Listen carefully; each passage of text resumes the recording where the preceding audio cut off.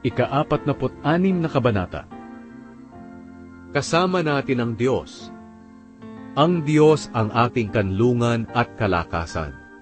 Siya'y laging nakahandang sumaklolo sa oras ng kagipitan. Kaya huwag tayong matatakot kahit lumindol man, at gumuho ang mga bundok at bumagsak sa karagatan.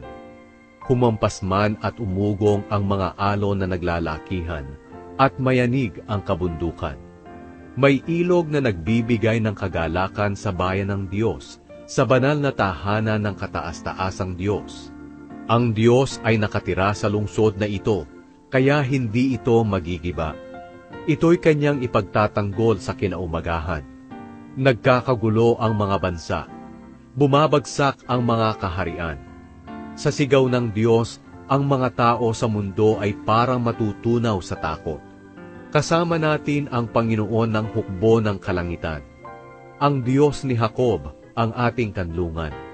Halika, tingnan mo ang mga kahanga-hangang bagay na ginagawa ng Panginoon sa mundo. Kaniyang pinatitigil ang mga digmaan sa lahat ng sulok ng mundo. Binabali niya ang mga sibat, pinuputol ang mga panat, at sinusunog ang mga kalasag. Sinasabi niya, "Tumigil kayo, at kilalanin ninyo na ako ang Diyos. Ako'y pararangalan sa mga bansa. Ako'y papupurihan sa buong mundo."